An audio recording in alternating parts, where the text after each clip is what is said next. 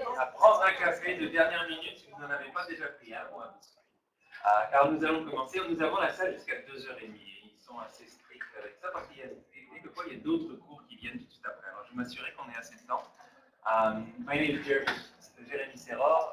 It's my pleasure to welcome you all back, many of you, and to those who this is the first time, welcome to the Official Languages and Bilingualism Research Forums, part of the CERBAL activities, an opportunity to welcome, to exchange, to get ideas from researchers from all over who are interested in language development, language research, language policies, and all kinds of people who are able to join us. We're very happy to do that. And y compris des gens qui viennent se joindre à nous en ligne grâce au lien qu'on peut retrouver sur le site du CERBAL. Je pense qu'Alexandre fait partie de ces forums ont lieu tout au long de l'année. Ceci est notre 4e forum. Le dernier de cette année, mais rassurez-vous, nous en aurons encore 2 autres de prévus, peut-être d'autres à venir l'année prochaine. Donc le 29 janvier, Beverly Baker de l'Université d'Ottawa sera l'invité à la conférencière. She'll be talking to us about validation research and language testing. So, part of sharing her research with regards to evaluation of language assessment. But today we have the great pleasure of welcoming Cameron, but I'm going to allow Alice, who is the leader of the research group which is sponsoring this event, to introduce our speaker today. Bonjour et bienvenue. Et c'est au nom du GRINU, donc du groupe de recherche en immersion au niveau universitaire, que nous avons demandé à Cameron Montgomery de venir parler aujourd'hui. Et mon collègue Jérémy Serror a déjà, avant de faire la présentation, je veux juste vous faire passer ces cartes QR qui vous donnent accès à la présentation en ligne qu'on va avoir aujourd'hui, ainsi qu'à l'article sur lequel s'appuie cette présentation, avec vos téléphones ou avec vos ordinateurs. Et c'est un grand plaisir d'avoir avec nous Cameron Montgomery aujourd'hui. Il est titulaire d'un doctorat en psychopédagogie de l'Université de Laval, où il a aussi également obtenu sa maîtrise en psychopédagogie. Et après l'obtention de son doctorat, il est parti dans l'Ouest à l'Université d'Alberta, où il a enseigné. Et depuis 2003, il est à l'Université d'Ottawa, à la faculté d'éducation. Et ses recherches portent surtout sur le stress, l'anxiété, and he seeks to understand the influences on students, teachers, practicum, and the link between stress, coping with strategies, and burnout. Cameron has published a lot of articles in national and international scientific journals, and since his arrival at the University of Ottawa, he's been teaching the classroom management, theories and models of learning and evaluation. As a native of Toronto, he is quite fluent in many languages. He spent quite a time in Bordeaux in France, and he speaks French, English, Spanish, Italian, and German. And today he's going to talk about education students' anxiety and perceived English and French language competence. Et je lui laisse la parole. Merci Alice. Merci tout le monde. Donc, première chose à dire est de vous remercier de votre présence. Thank you so much for your presence. I know everybody's busy. And I really appreciate your presence, and I'm hopeful to have everybody's participation. It's a presentation, but it's also a workshop. C'est également un atelier. Et ça va être un atelier bilingue, bilingual workshop. So the first thing I'd like to do, since it's participatory, is faire des présentations. Everybody can introduce themselves. I think everybody knows each other in the room, but still I think it's important. There's some new faces. So on va commencer ici. Je vais dire votre nom et votre fonction seulement. Laurent Boudiou, professeur de système secondaire à l'UQAM. Merci Laurent. Amanda Pitti, étudiante de maîtrise ici à Ottawa. Hello, it's Sharon Kelly. I'm the Academic Services Coordinator for the English and Cultural Program. Merci Sharon. Jennifer St. John, ESL teacher.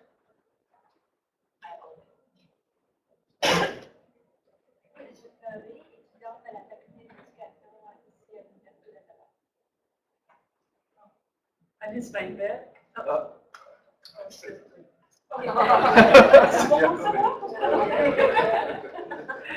Oui, Alice Alice. Weinberg, professeur à Lille, côté français.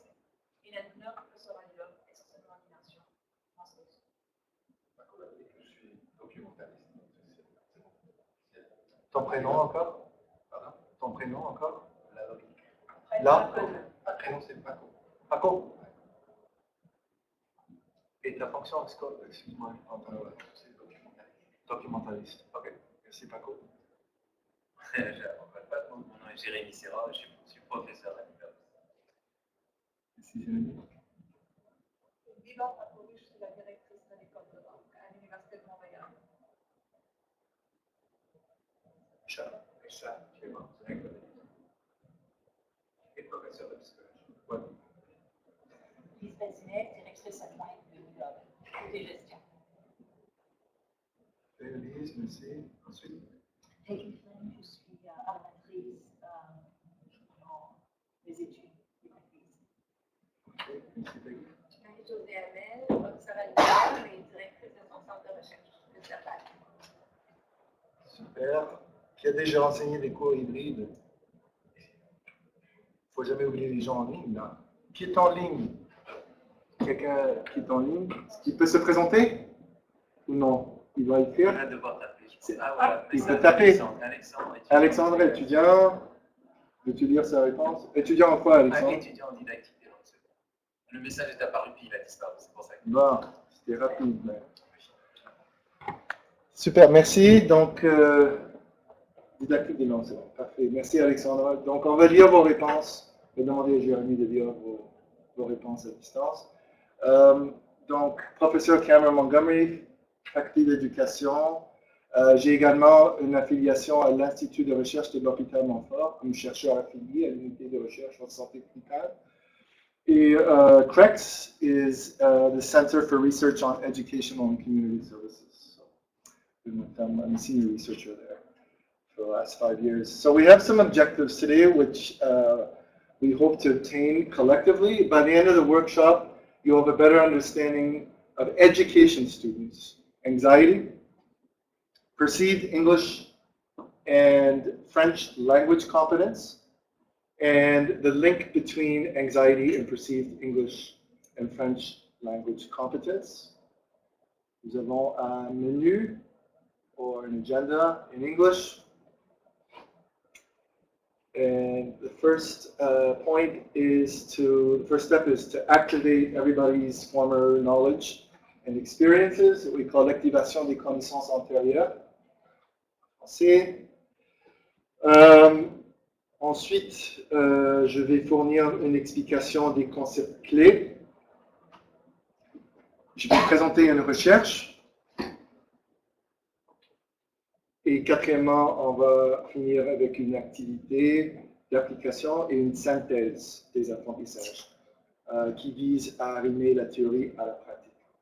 Donc, je dirais que c'est le gros de l'atelier. So the first step is to start with your experiences, in order to link these experiences, faire le lien entre votre quotidien, vos expériences, et une recherche. Enfin, une recherche peut être considérée une théorie, une partie de la théorie. So I'd like to know if you've already witnessed an anxious student, high school, primary, university,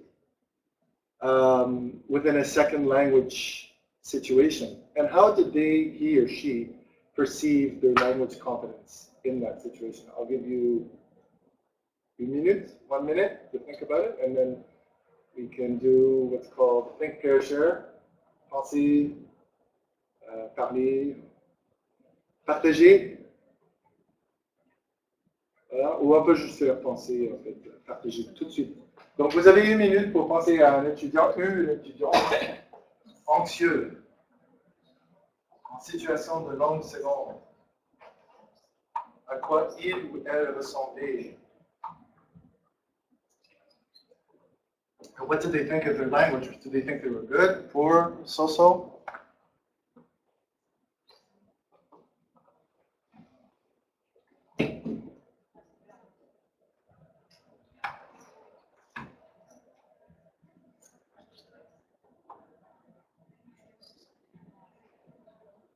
Alexandre, sentez-vous libre de répondre aussi.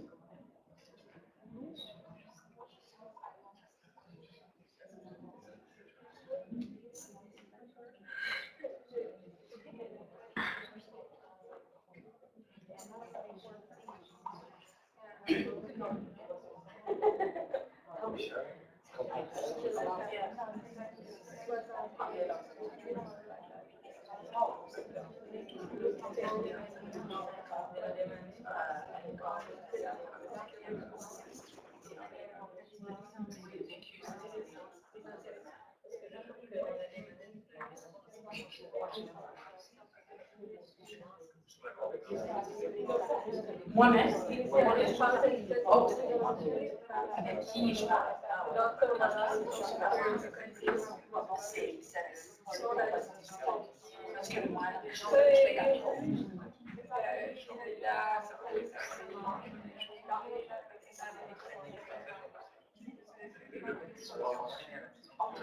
C'est pas une situation où je suis ingénieur de French. Secondaire, c'est le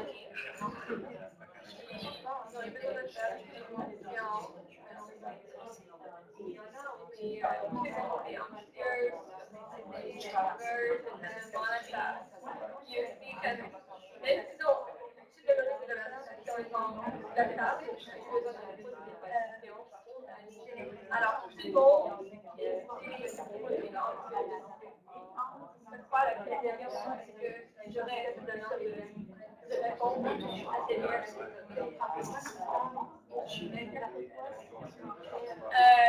c'est pas une étudiant, mais moi, j'ai pensé que je ne savais pas comment passer,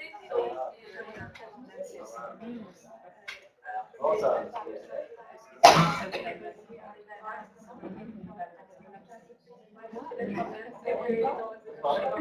Vous avez un exemple chacun? Oui. Ça va, hein? C'est le président. Ah, bah, t'inquiète pas, je gère, là, Alice. Hein? Je gère. Tu es anxieuse, hein?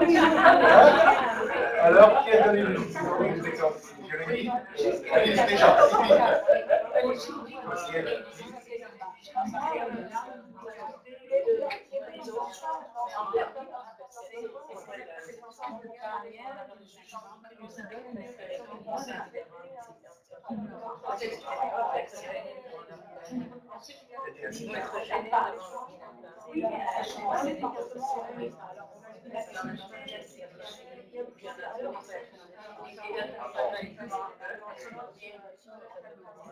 C'était quelle activité?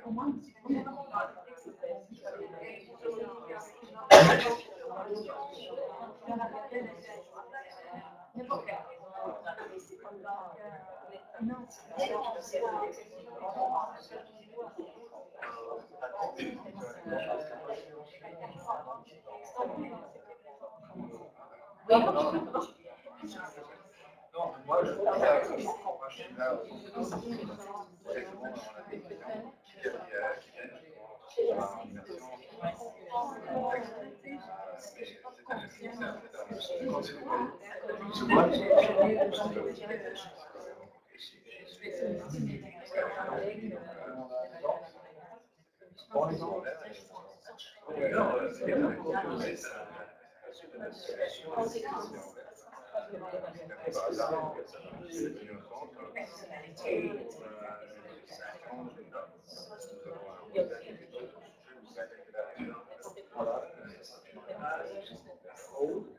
Ok.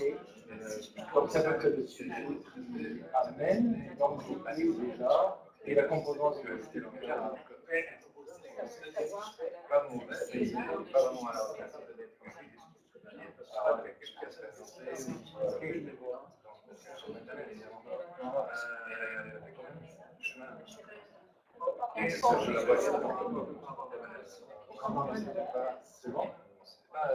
Vous allez très loin déjà.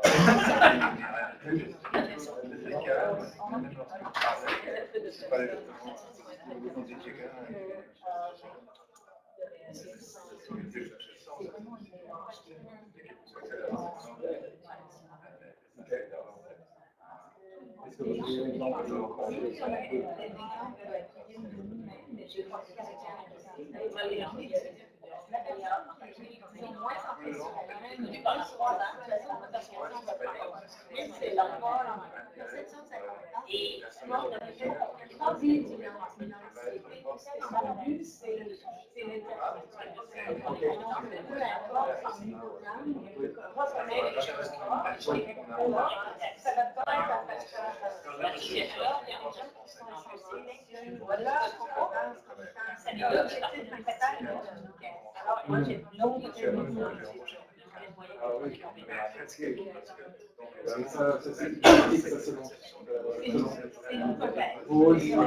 bon. Ok, je vais vous demander pour un exemple concret de ça, si ça vous va. De votre expérience, oui. Ok.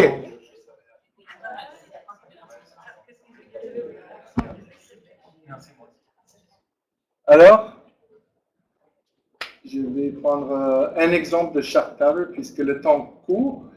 Alice, regardez. Alors, Mona, je vais te désigner parce que tu as un très bel exemple d'immersion, 9e année à Toronto. Oui, reprends tout. En général, les étudiants n'étaient pas exactement motivés parce que c'est un cours obligatoire dans notre année. Mais je me rappelle d'une situation où ils ont eu besoin de faire une présentation devant la classe de quelque chose. Puis après, la classe a eu besoin de poser quelques questions toutes spontanées, pas préparées à cette présenteur. Et les présenteurs étaient tellement stressés, nerveux et anxieux parce qu'ils ne savaient pas qu'est-ce que sera les questions. Qu'est-ce qu'ils vont me poser? Est-ce que j'aurai le vocabulaire? Est-ce que je connais? Est-ce que le vocabulaire et le grammaire pour répondre à cette question? Alors, tout le monde, même s'ils ont préparé la présentation, était tellement nerveux pour les questions parce que quelques étudiants m'ont dit je n'ai pas la chance d'écrire ma réponse et ensuite de lire à quelqu'un, de répondre tout de suite à l'oral. Ça, c'est quelque chose qui était vraiment stressant pour eux. Donc, comment est-ce qu'ils se percevaient en français? En général, ils ont dit que je ne sais pas comment m'exprimer en français à l'oral. Voilà. Pourtant, ils se percevaient bons à l'écrit. Enfin, Pas nécessairement bon, non plus. mais mieux. Mais mieux. Plus compétents à l'écrit qu'à l'oral. C'est bon. Ok, merci. Juste faire si pour s'assurer que les gens qui sont en ligne puissent s'entendre, quand vous parlez, si vous pouvez appuyer sur le petit bouton, ça va allumer, ça va devenir vert et ça veut dire que ce micro-là sera actif. Puis après, quand on ne parle plus, on peut. On peut les allumer tous en même temps. Je pense que ça va faire des interférences. Ok. C'est bien. Donc, la table d'Alice, Hélène, Paco, Jérémy. Un exemple, s'il vous plaît, pertinent. Dans mon cas, moi, c'était une élève qui était très anxieuse et qui...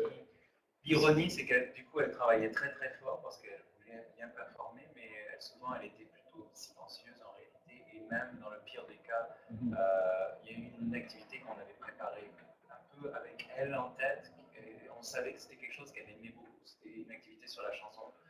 Dans quel contexte déjà? Dans un contexte de cours de ISL. Et donc, English Second Language avec les adultes. Oui. Et on avait une activité karaoké. Donc, c'est elle qui avait un peu proposé l'idée. Et j'ai su par la suite qu'elle avait passé beaucoup de temps à pratiquer les chansons qu'elle voulait chanter. Et le jour de l'activité, elle n'est pas venue. Ah, d'accord. Parce qu'elle était tellement... c'était Elle était tellement anxieuse. C'est ça. Et comment elle se percevait sur le plan linguistique? Je pense qu'elle se percevait en anglais. Pas bonne. Même si en réalité, elle n'était pas si mauvaise que ça. Très bien. Merci, Jérémy. Jennifer ou Dr.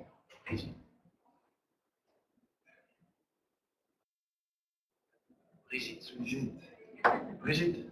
Jennifer. We actually ended up talking about me, so I'm not going to talk about that.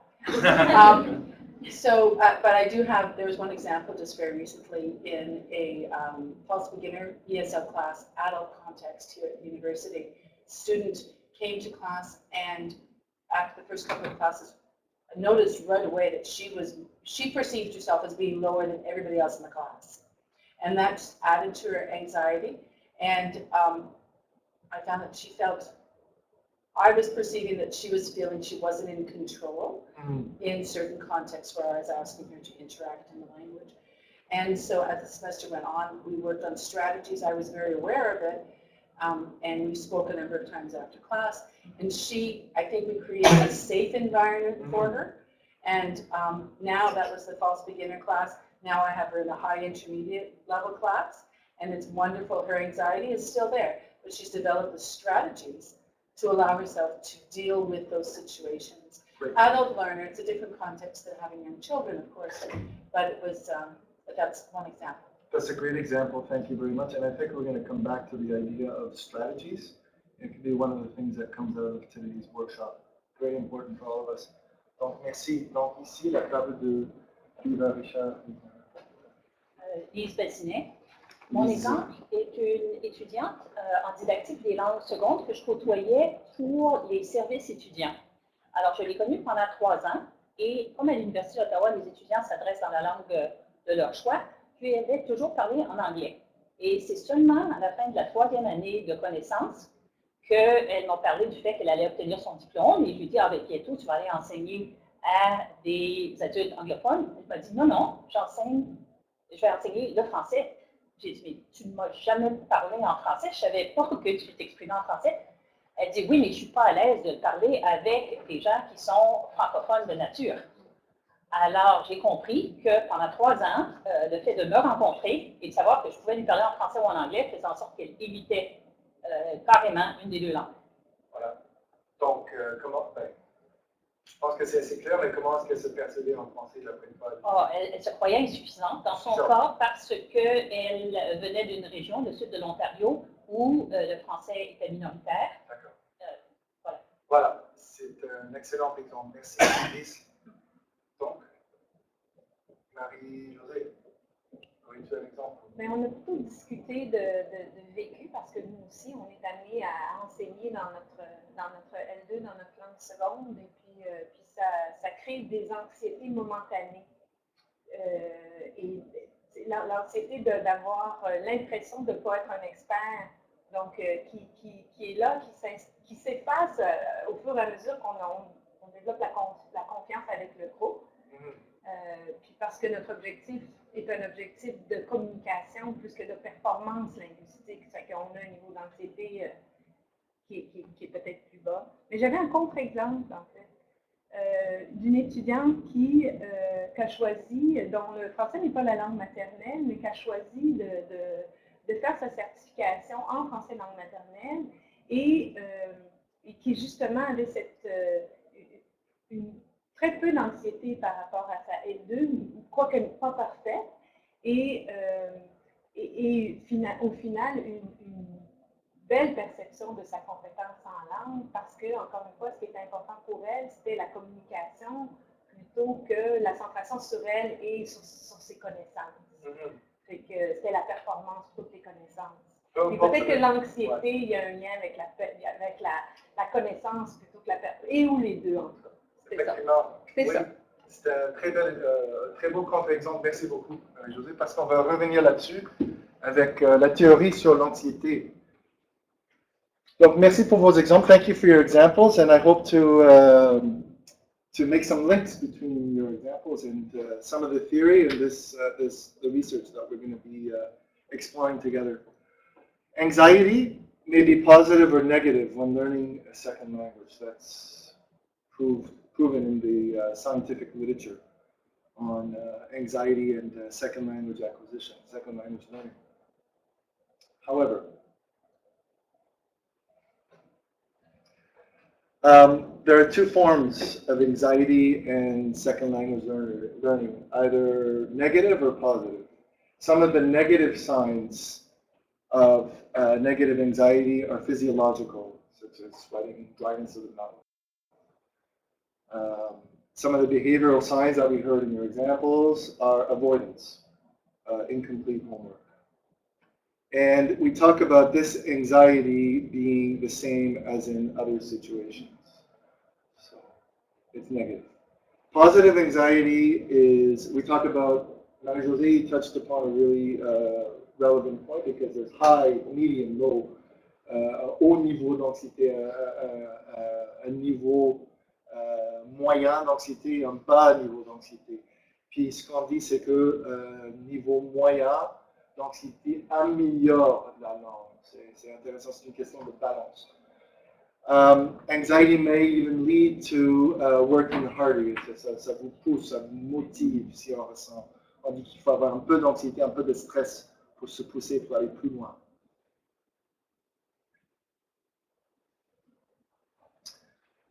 There is a consensus in the scientific literature that states that second language learning is related to a high level of anxiety. So this negative form of anxiety that we just saw. Some of the forms of this negative anxiety are helplessness, lack of motivation, poor language skills, self-confidence, low self-confidence, and abandonment, which is really unfortunate. It's important to talk about language and environment.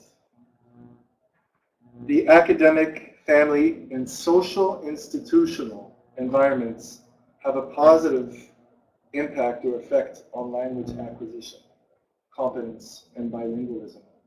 Especially when I was in Alberta, when families were speaking French, quand ils parlaient français à la maison, c'était une forme de soutien linguistique pour renforcer la langue et l'apprentissage de la langue. Et ça a augmenté la fréquence.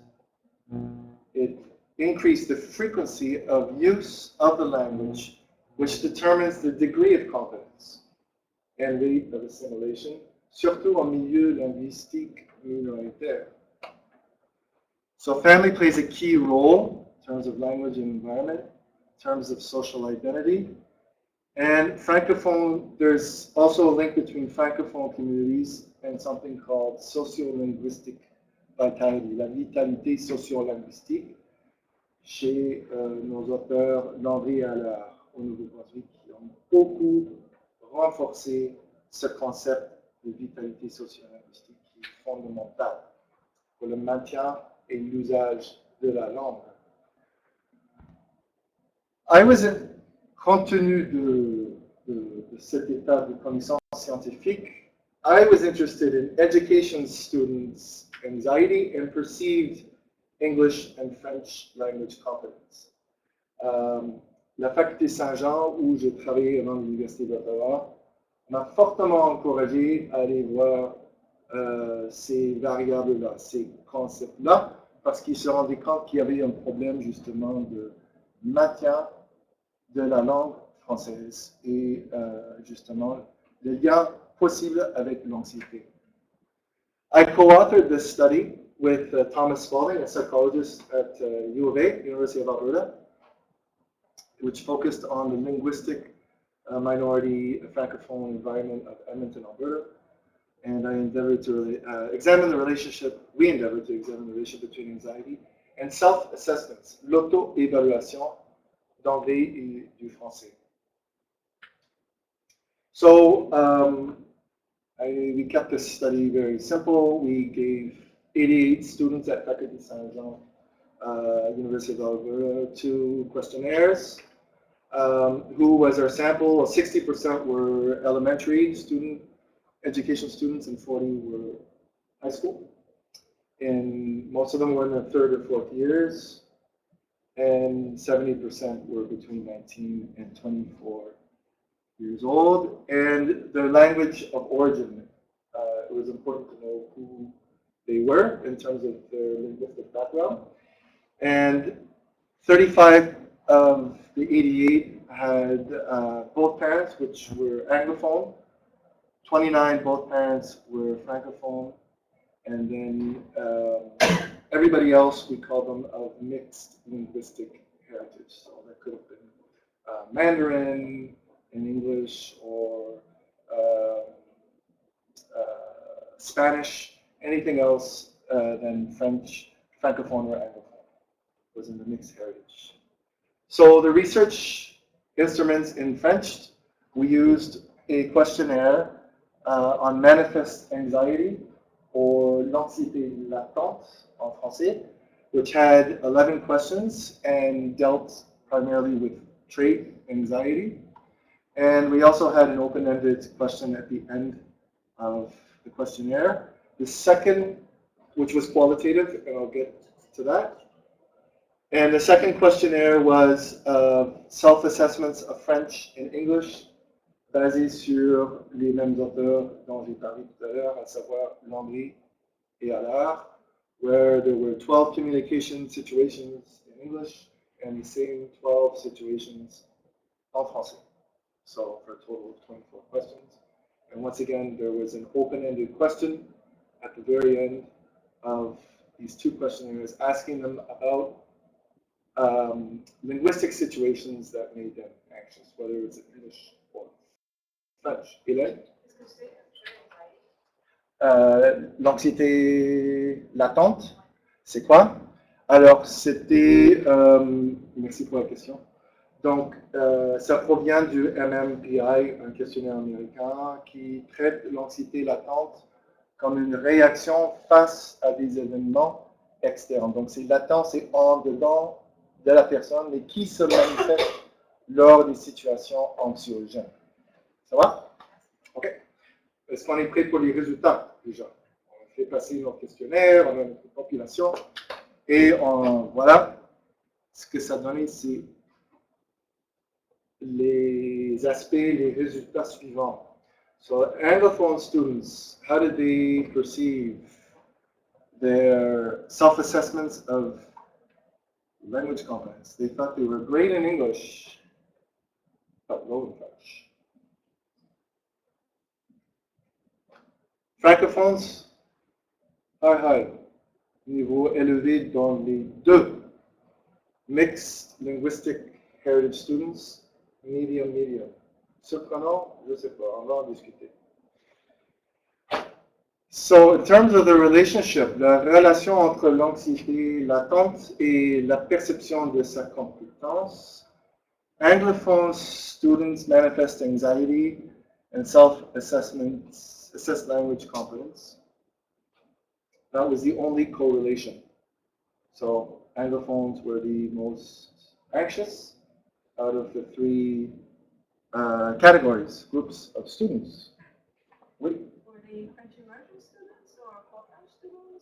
Des étudiants au programme de formation à l'enseignement. Donc, des futurs enseignants. En français, en seconde. Non, c'est drôle qu'on dit français langue seconde, mais comme à la faculté d'éducation de l'Université d'Ottawa, si on a un étudiant anglophone, c'est rare qu'on les considère en situation de langue seconde, même s'ils le sont. Mais nous, à la faculté d'éducation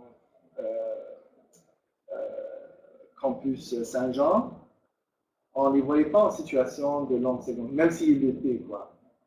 Vous comprenez ce que je veux dire? Non. C'est une nuance.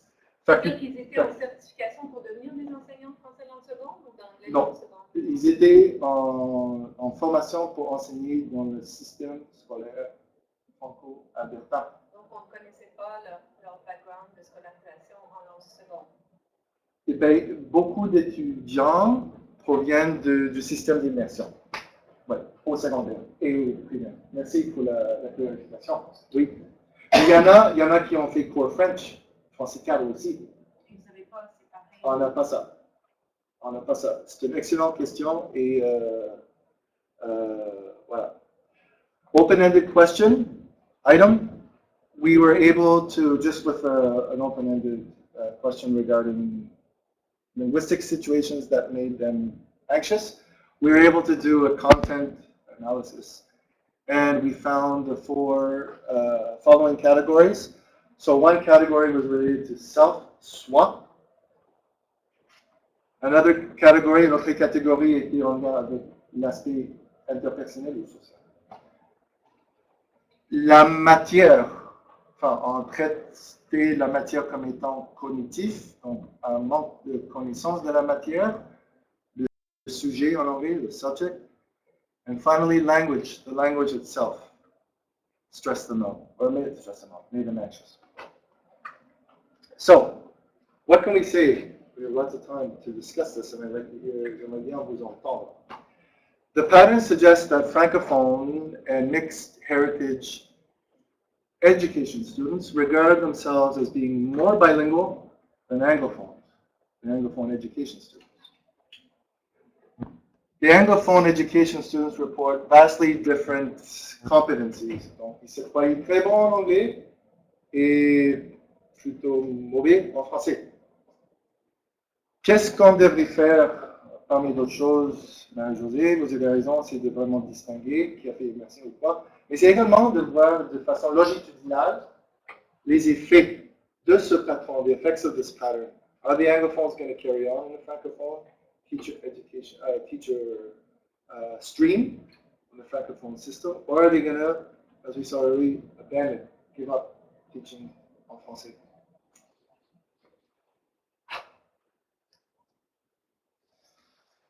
Anglophone students showed a relationship between manifest anxiety and language competence. To reiterate, high levels of manifest anxiety were associated with low French language competence and high English language competence.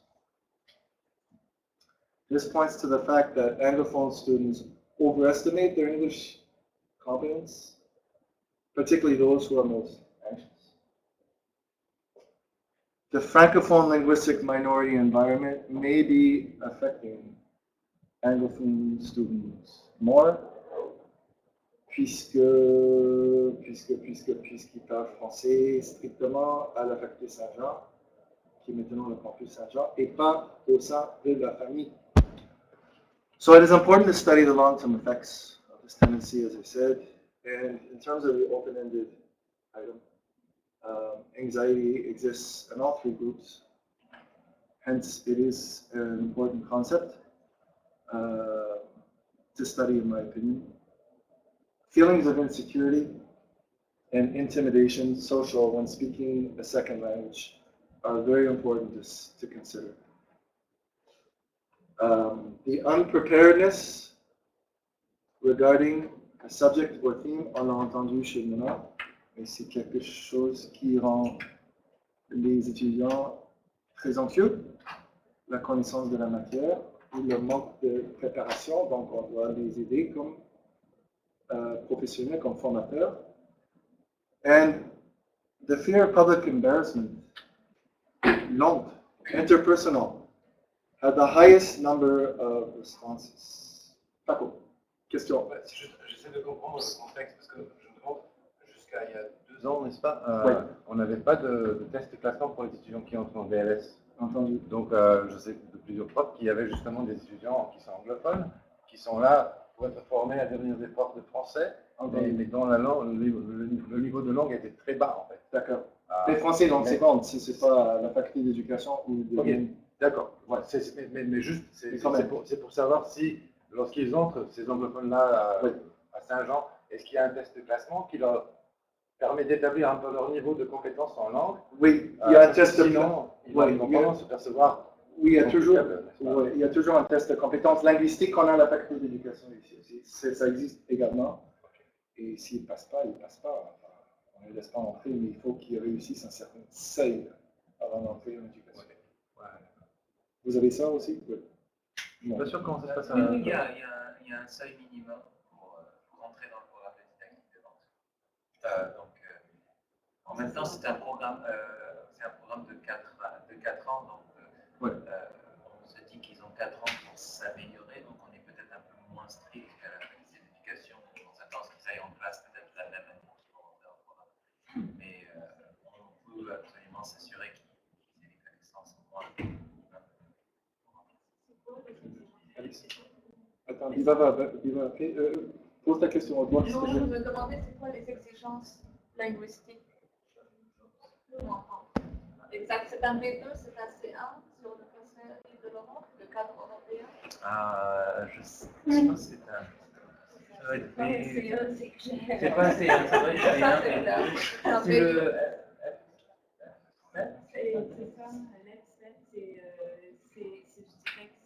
presque un B2, mais c'est un B2 faible. Un B2, Souvent, en fonction des résultats, non seulement parce qu'on sait qu'ils risquent d'être anxieux, mais on va aussi les conseiller. On va leur dire, oh, tel, profite de ces 4 ans pour profiter de la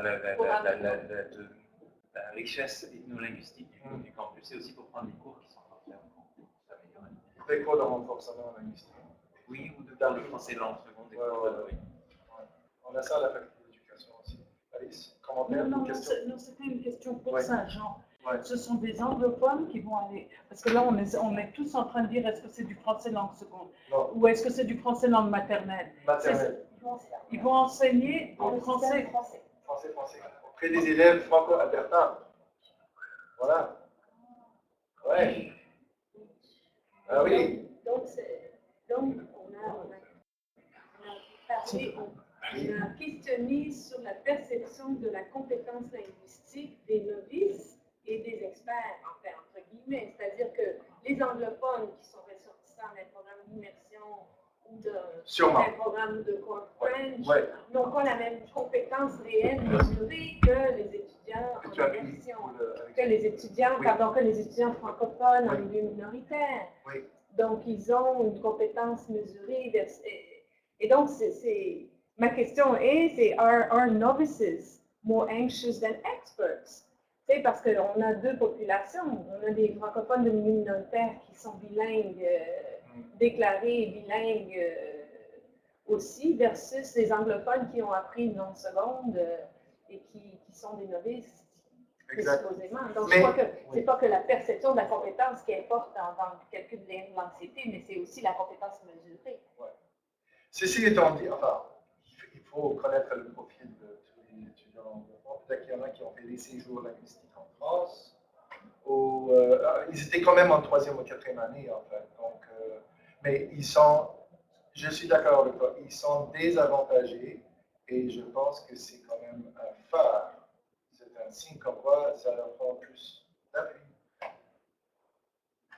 Okay, so we're going to do an activity. Are we ready? Listen to me. Oui, c'est Hélène. Dans le troisième groupe, Mix.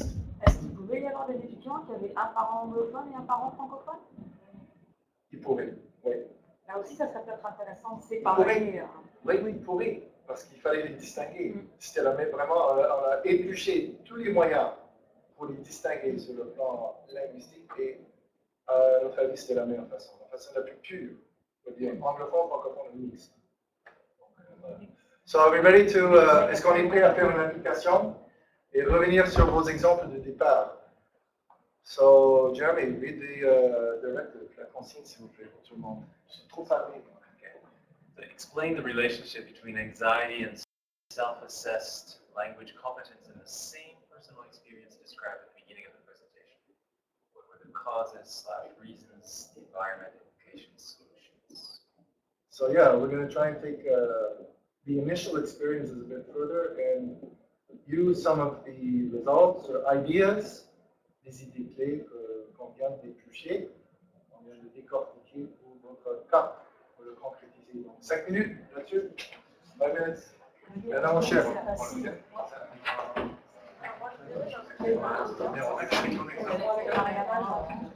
Ah oui, ah bon,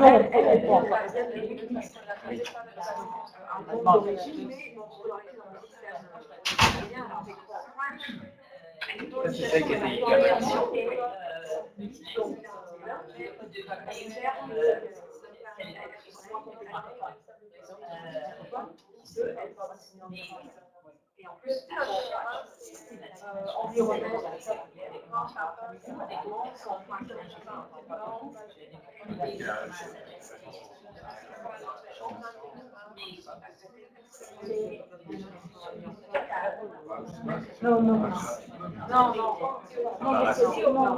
surtout à cette à ce moment-là, si c'est de la compréhension. Oui, il faut comprendre.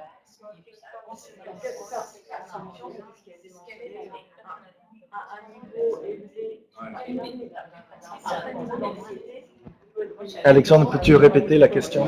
C'est professeur Mondamé. Ça a disparu là.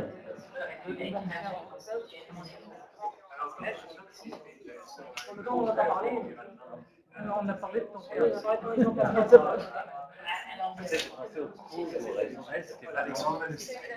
Ah oui, j'ai dit ça. Ça vient de la Ça vient d'avoir des psychologues, psychologues, ils ne sont pas stressés du tout. C'est pas normal. Il leur faut du stress. Donc, si on revenait sur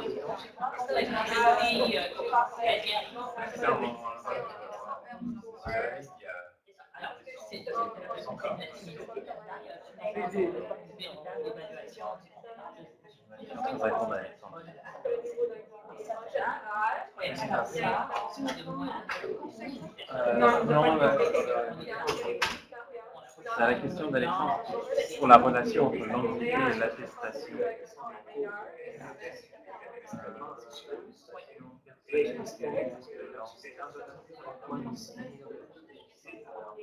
Moi,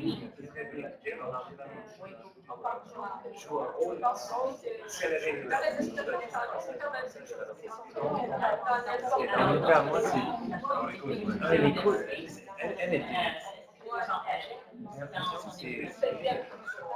Ah, voilà. Le plus impressionnant, c'est elle, c'est qu'elle a été adulte, mais c'est le genre de personne qui a eu une très mauvaise expérience dans le système scolaire. Quelqu'un qui l'a écrasé par exemple. Donc c'est plus un niveau l'anxiété était là, même on ne parle pas. Même ses interactions avec les autres élèves, là c'est le genre, je pense, son seuil d'anxiété, donc peut-être pas, et elle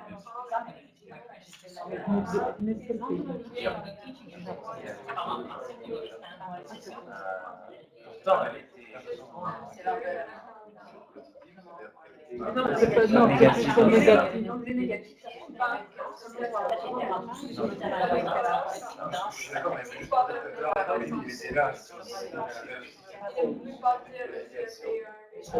Au moins essayer, oui, c'est ça, elle avait voulu. Donc elle a un peu lâché quand elle est pas. Elle a continué après. Dans son cas, elle, je pense, l'autre cause, c'est peut-être justement à cause de ça. Elle était mieux en 1 avec je pense l'idée de chanter de beaucoup, c'est ça qu'elle aurait bien fait. C'est ça qu'elle était mieux d'avoir un. Ou alors juste ses amis, mais c'est très difficile à faire dans la contexte scolaire, et l'enseignement. Peut-être qu'elle aurait dû le faire elle, et on aurait pu lui dire de faire ça. Ouais, ça aurait été. On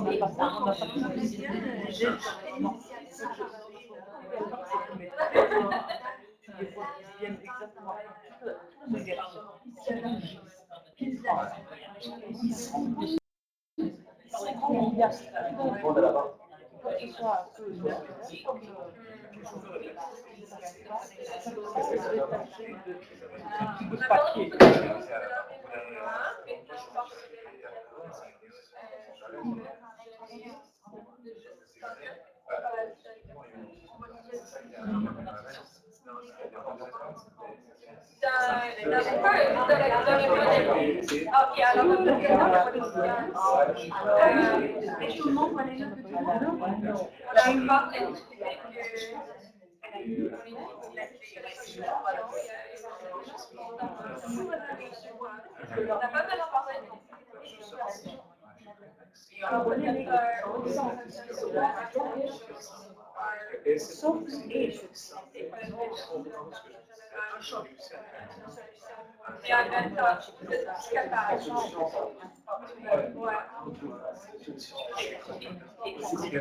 Récemment, on a fait des tables rondes avec certaines choses qui étaient intéressantes. On voyait certains élèves qui étaient assez confiants, ils ont commencé à parler en français, puis après, il y a une étudiante d'immersion qui pourrait être francophone, on aurait dit que le prochain cours, par contre,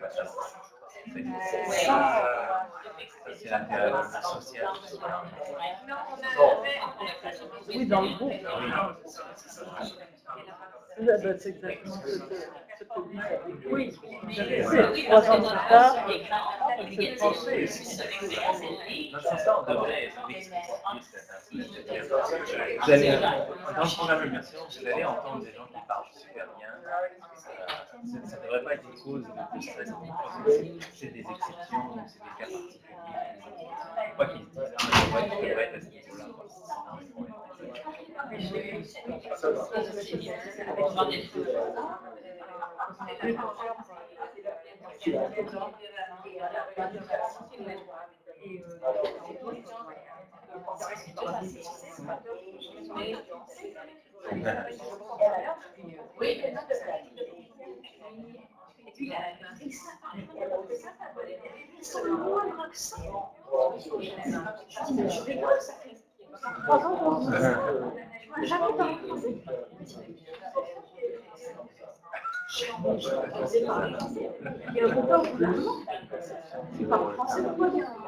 Jamais.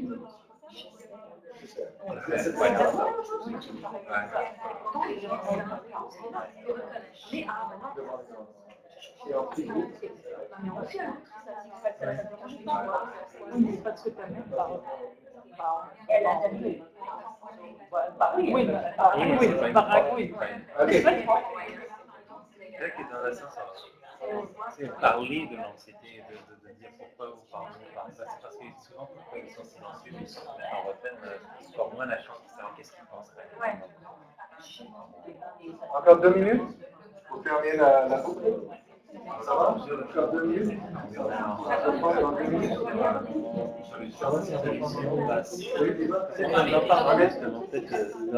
le meilleur des cas, ce que j'aurais dû faire, c'est préparer une liste. Je sais que tu peux venir, je sais que tu es anxieuse. Qu'est-ce que je peux faire pour m'assurer que tu te sens et pas juste peut-être lui parler en japonais, peut-être lui parler de l'importance de pratiquer si c'est le coup qui la rend nerveuse, ça préparer et les stratégies pour l'anxiété. Parce que c'est vrai qu'on en parle un petit peu, peut-être pas assez. J'en parle plus parce que quand on parle des examens, par exemple, pour les étudiants, quand on faisait le cours d'écriture où ils peuvent se faire envoyer chez nous s'ils ne réussissent pas. Donc c'est grand stress. Inspirez, si vous êtes super nerveux, faites-le 15 fois à la maison pour le jour d'examen. Si vous échouez, vous l'échouez parce que vous ne connaissez pas la réponse, pas parce que vous avez fait une attaque de panique. Mais il y en a, c'est aussi les voir théoriques, ils sont. Ça c'est horrible. Non, mais c'est vrai, mais maintenant je le dis dès le début, comme ça je mets un peu à et je leur explique, c'est pour ça que souvent je les fais écrire dans des situations. C'est les 5 minutes. C'est pour ça qu'ils sont obligés. C'est souvent c'est le temps. Et toi, est-ce que tu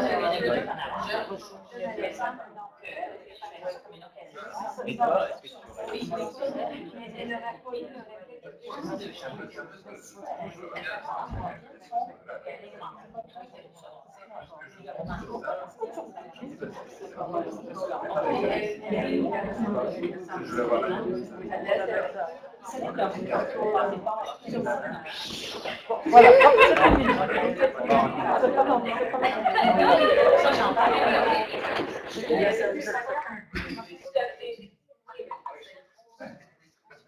Votre attention, s'il vous plaît.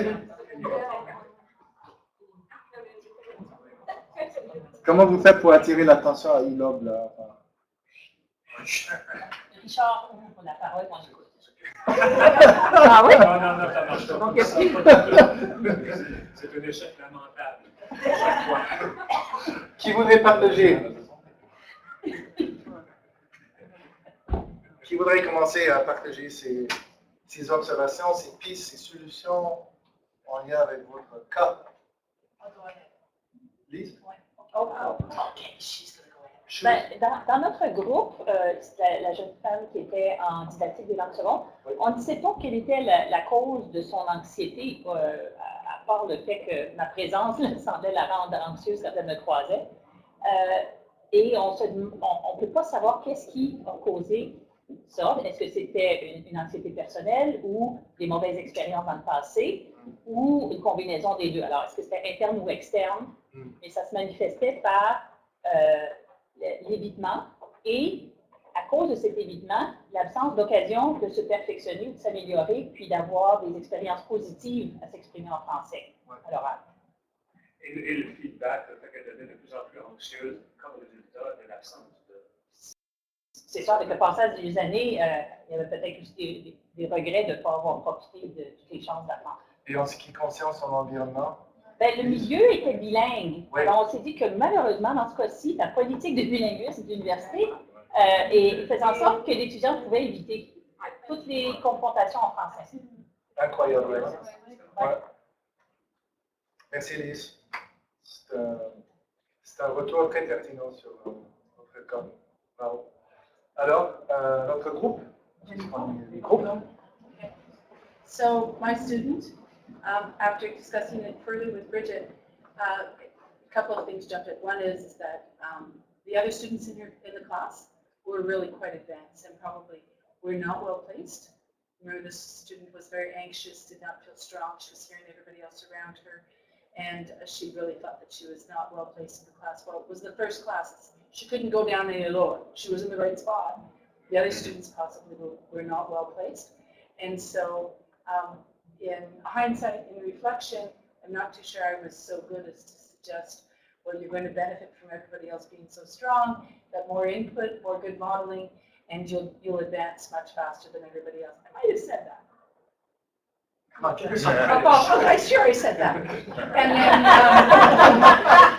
then the other reflection is that she was the oldest in the class, and so everyone else was very young and bubbly, and then she was returning to university. So maybe it wasn't just language based; it was just academic based, and that she was questioning her ability to be in an academic context.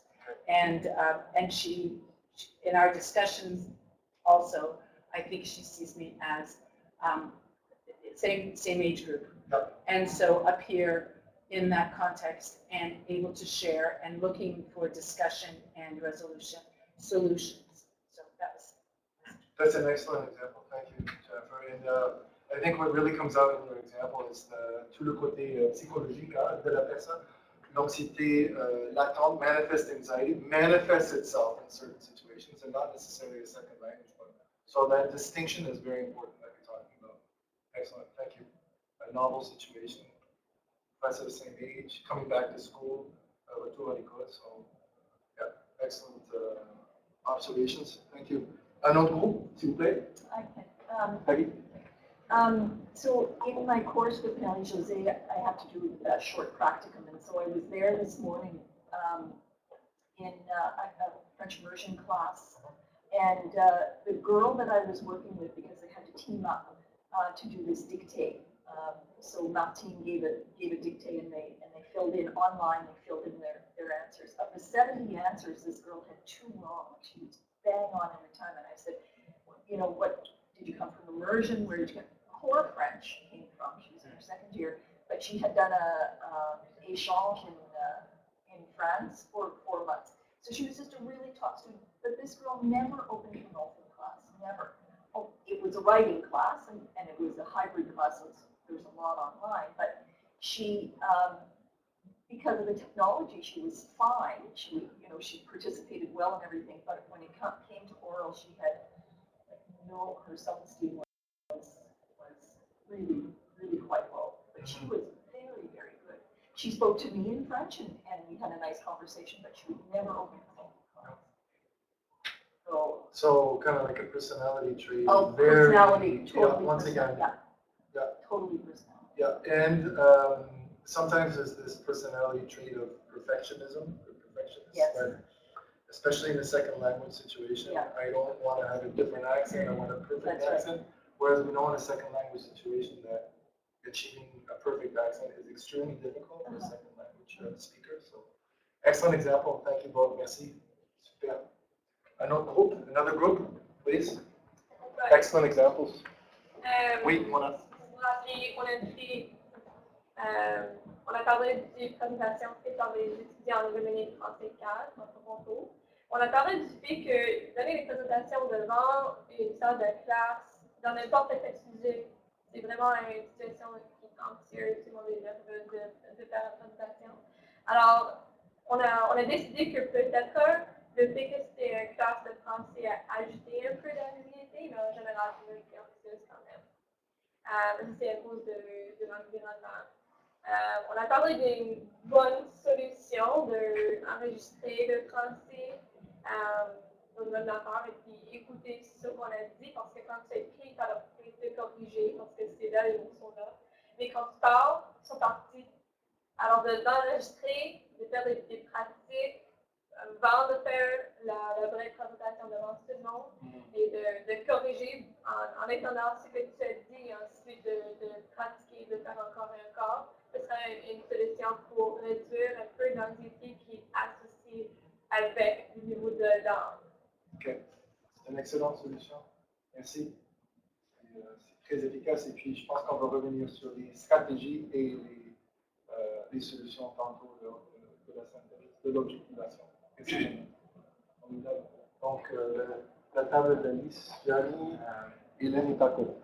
On est retourné sur cet étudiant qui était très anxieux. Un peu la même chose pour les causes et raisons. Je pense c'était déjà une personne très anxieuse. Donc, c'est comme rajouter le niveau d'anxiété qui vient avec apprendre une langue seconde. Ça dépassait son seuil qui était déjà très élevé pour des raisons peut-être personnelles, psychologiques. On a parlé du fait que à l'époque, ce qui aurait été bien peut-être, c'est de mieux parler explicitement de cette anxiété. Okay. Rappelle-nous le cas. Donc, on avait préparé une activité qui était vraiment plus pour elle, mais finalement, elle n'est pas venue parce qu'elle est sur la chanson. Sur la chanson.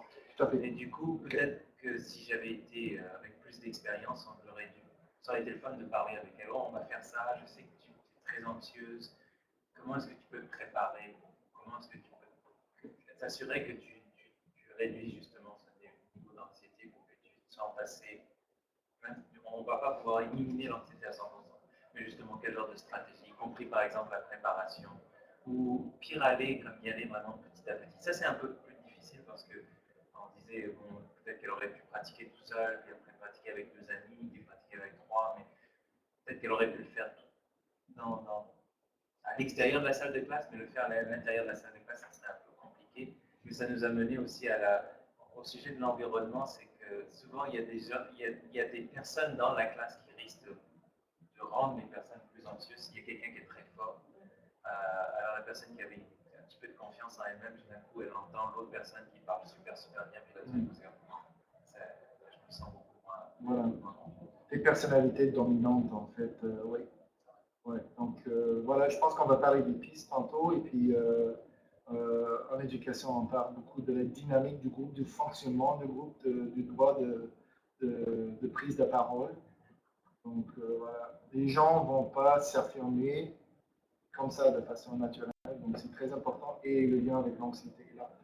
So that brings us basically to the synthesis, l'objectivation déjà. Qu'est-ce que vous avez aimé de la présentation de l'atelier aujourd'hui? Avant de parler des pistes.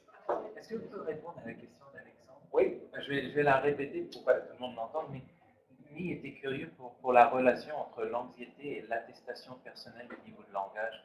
Pourrions-nous dire que l'anxiété est due au fait qu'il y a une différence entre leur L1 et leur L2, ou bien simplement c'est le niveau de compétence de la L2 seulement?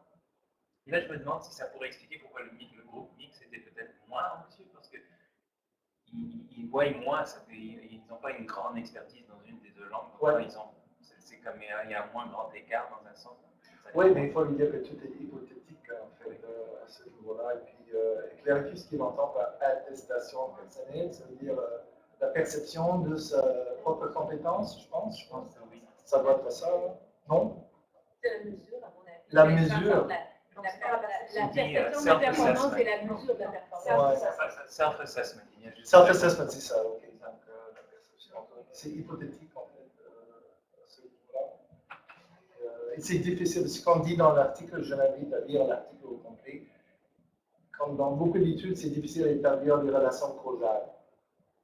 Aussi. Donc, il faut vraiment se limiter au résultat, quoi. Voilà. Donc, ceci étant dit, qu'est-ce qu'on a aimé aujourd'hui? Est-ce qu'on veut prendre du temps en petit groupe ou en partage en grand groupe? Oui. Brigitte? Tu parles déjà, donc voilà. Nous avons parlé d'une situation particulière où l'étudiante se sentait inférieure, tout point de vue linguistique par rapport aux autres étudiants. Et puis, puis en discutant ensemble, on avait trouvé en fait le côté positif à tout ça.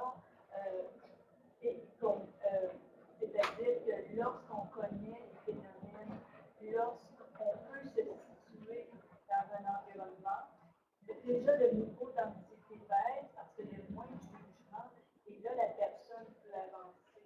Mais lorsque les gens ne savent pas ce qui se passe autour d'eux, ne peuvent pas évaluer la situation comme il faut, n'ont pas d'analyse, là c'est là qu'on les perd et là l'anxiété monte et là ils se sentent démunis, dépourvus et il y aura abandon. Donc il y a un gros travail à faire au niveau de l'environnement. De la connaissance des situations qui entourent une situation particulière. Super. Donc qu'est-ce qu'on a aimé par rapport à l'atelier aujourd'hui? C'est bien, nous avons dû à la solution. Oui, la discussion. Le partage et les discussions. Oui, génial. Ok.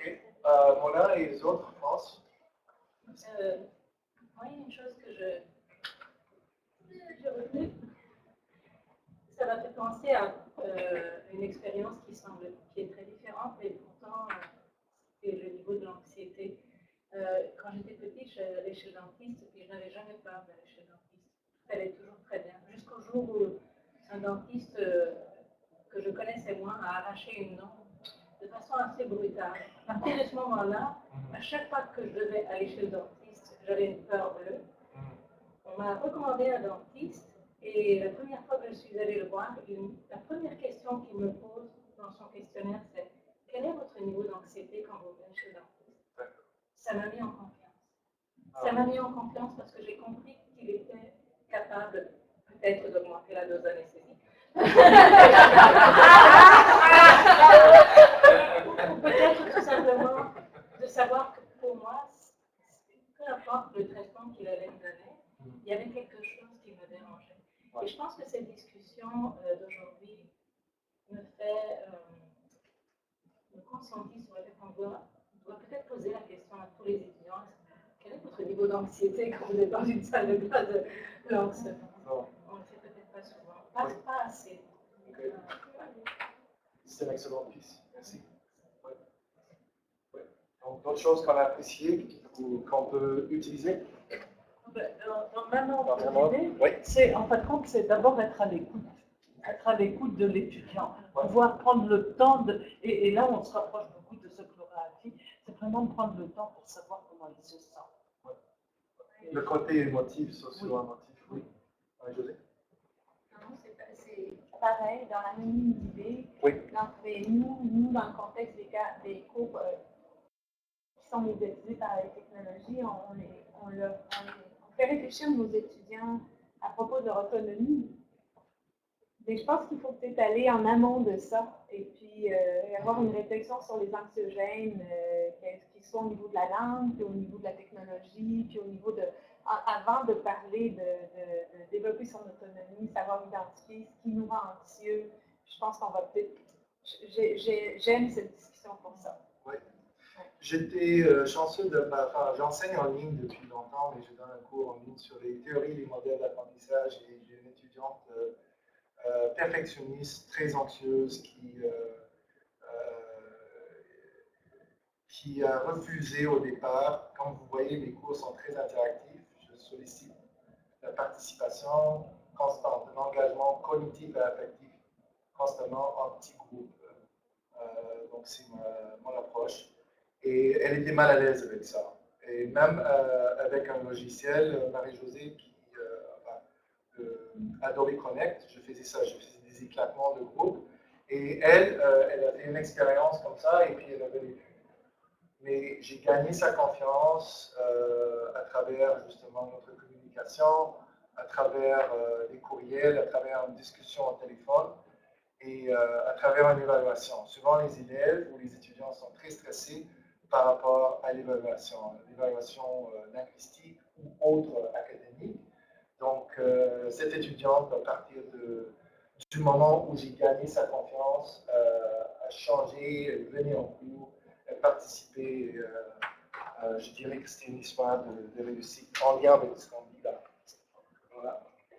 Jérémy avait Moi aussi, j'ai bien aimé Contribution. la réflexion à laquelle ça mène. Puis, je vais peut-être faire le lien entre Brigitte et Laura, mais j'ai vu le nouveau dentiste qu'on a eu à Ottawa pour les enfants. Et on m'avait déjà dit, oh, c'est une très bonne dentiste, elle est super pour les enfants. Mais la première chose qu'elle a fait quand les enfants sont venus, c'est elle leur a donné beaucoup de contrôle, c'est-à-dire qu'elle leur a dit, ok, voici tous les instruments qu'on utilise chez moi. Vous pouvez jouer avec comme vous voulez. Avec certaines sécurités, bien sûr, pour les petits crochets, mais le fait de leur permettre de jouer, de voir comment ça marchait, et à leur expliquer à quoi servaient tous les outils, les a rassurés et leur a donné un certain montant de contrôle, ou au moins de connaissance de qu'est-ce qui se passait, qu'est-ce que ça allait faire. Puis c'est vrai qu'on le fait peut-être pas assez, non seulement on ne pose pas assez souvent la question, c'est quoi votre niveau d'anxiété, qu'est-ce qu'on peut faire, quelles sont les stratégies, mais même des fois juste d'expliquer pourquoi on fait ce qu'on fait, comme par exemple les petits groupes, on les fait pas pour être cruel, mais parce qu'il y a une valeur à ça, et je pense qu'il y a ça, c'est vrai qu'on peut augmenter le contrôle des fois, rien qu'en expliquant bien ce qu'on fait et pourquoi on le fait. Mais quelle est la valeur de ça, en fait? Je pense que ça permet de donner plus un sens de, pas de contrôle, mais des fois un peu de contrôle quand même, mais aussi juste de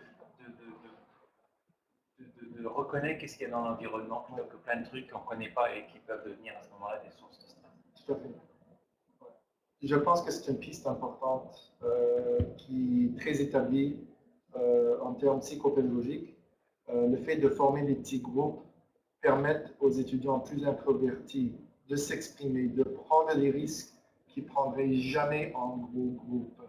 Mais ça ne va pas de soi, comme je disais au début, il faut qu'il y ait un fonctionnement du groupe. Donc, je pense que c'est une des façons d'adresser la question de l'anxiété ou d'autres variables socio-émotives, Richard. C'est intéressant cette question de l'autodétermination, parce que c'est ça que la dentiste fait finalement. Puis ça me fait penser que aussi l'idée de former des petits groupes va encourager, je pense, trois choses qui sont les piliers de la façon dont on peut contrôler l'anxiété. Ça donne un sentiment de compétence. Il faut absolument que le groupe donne à l'individu, imparti à l'individu, ce sentiment de compétence-là, peu importe où est l'individu dans la compétence exacte, il faut qu'il est capable de faire ça. L'autre chose, c'est le sentiment d'autonomie. Tu es capable d'aller chercher les réponses. Tu connais les réponses, tu as les outils pour le faire. Puis là, le petit groupe peut faire ça, je pense. Puis la dernière chose, c'est le sentiment d'appartenance. Alors, tu appartiens à un petit groupe de l'engagé qui te connaissent, avec qui tu as du fun. Puis tu vas là, puis tu fais partie de ce groupe-là. Puis c'est l'appartenance à un groupe qui suit un chemin. Puis je pense que ces trois aspects-là sont des piliers de la confiance engagée, de l'absence d'anxiété. Ce sont trois très bonnes pistes pertinentes, Richard, merci.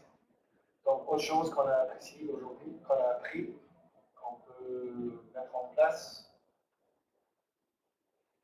peu importe le milieu, l'environnement. I'm just wondering, when we're talking about clean and immersion and the approach that we take at the university. Yeah. At the University of Ottawa, we've actually designed it so that we have the groups.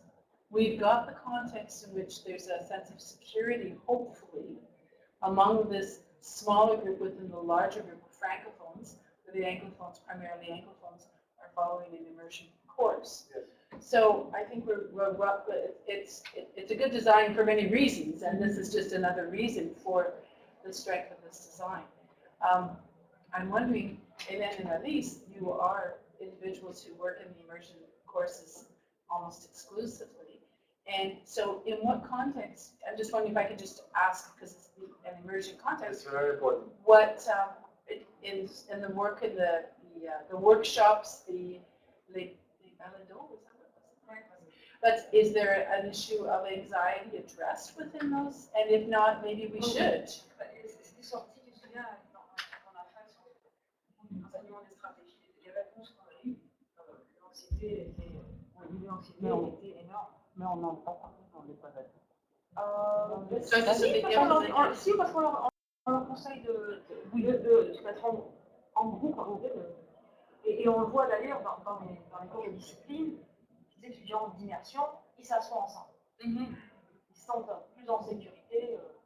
Ça ne veut pas dire qu'ils évitent le notamment avec le parrainage. L'initiative de parrainage, ça aide aussi, ça forme De parrainage, plus petits avec des francophones.